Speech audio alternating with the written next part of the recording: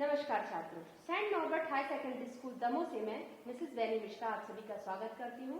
आज मैं कक्षा 8वीं विषय हिंदी का वीडियो लेकर आई हूँ। यहाँ हम पाठ 2 वर्ण व्यवस्था पढ़ेंगे। वर्ण किसे कहते हैं? वर्ण भाषा की सबसे छोटी इकाई होती है जिसके टुकड़े या खंड नहीं किए जा सकते। वर्णों को 2 भागों में बांटा जाता है, स्वर और व्यंजन। स्वर किसे कहते हैं? जो ध्वनियां बिना किसी सहायता के उच्चारित हो सकती हैं और जिनके उच्चारण में हवा निकलने में कोई बाधा नहीं होती, वे स्वर कहलाते हैं। स्वरों को 2 भागों में बांटा जाता है, मात्रा के आधार पर और उच्चारण के आधार पर। मात्रा के आधार पर इसको हम 2 भागों में बांटते हैं, ह्रस्व स्वर और दीर्घ स्वर। ह्रस्व स्वर किसे कहते हैं? जिन स्वरों के उच्चारण में कम समय लगता है वे ह्रस्व स्वर या ह्रस्व स्वर कहलाते हैं। इनके उदाहरण में आते हैं, इनमें 4 स्वर होते हैं, आ, ई, उ और ऋ। इसके बाद आता है दीर्घ स्वर। जिन स्वरों के उच्चारण में ह्रस्व स्वर से दुगना समय लगता है वे दीर्घ स्वर होते हैं, जैसे आ, ई, उ, ए, ऐ, ओ, औ। उच्चारण के आधार पर हम इनको 2 भागों में बांटते हैं, निरानुनासिक और सानुनासिक। निरानुनासिक स्वर होते हैं जिन स्वरों के उच्चारण में हवा केवल मुख से निकलती है, जैसे अ, आ, ई, उ, ए, ऐ, ओ, औ।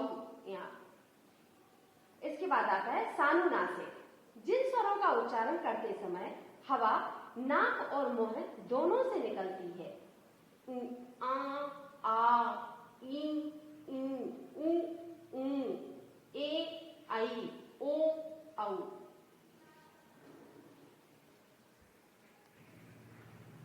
इसके बाद आता है व्यंजन।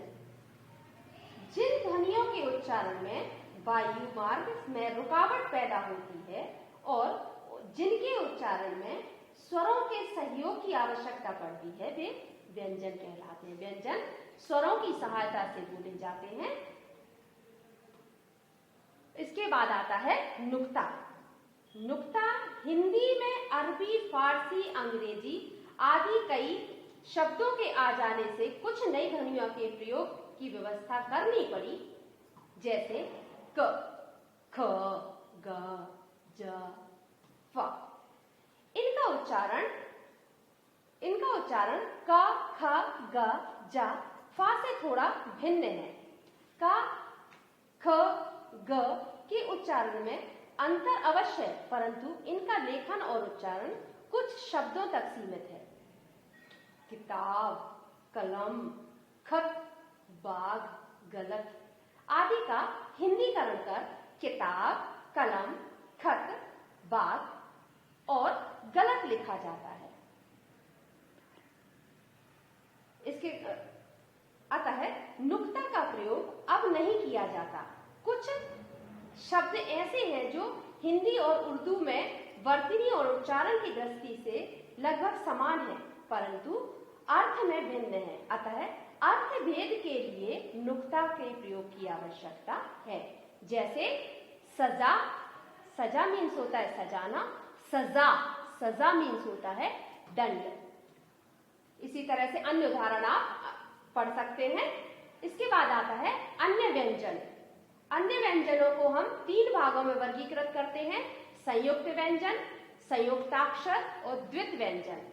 संयुक्त व्यंजन स्वर रहित व्यंजन जब किसी स्वर सहित व्यंजन से मिलाकर लिखे जाते हैं तो संयुक्त व्यंजन कहलाते हैं। हिंदी वर्णमाला में छाछत्री, त्रा, त्रिशूल, ज्ञा, ज्ञानी और श्राश्री संयुक्त व्यंजन है। संयुक्त व्यंजन का प्रयोग और निर्माण इस प्रकार है, जो आप पुस्तक के थ्रू देख सकते हैं। जैसे का कबूतर में श्राश्री मिलकर छाछत्री बनता है। ता धन रा, आधा ता धन रा बराबर त्रा बनता है।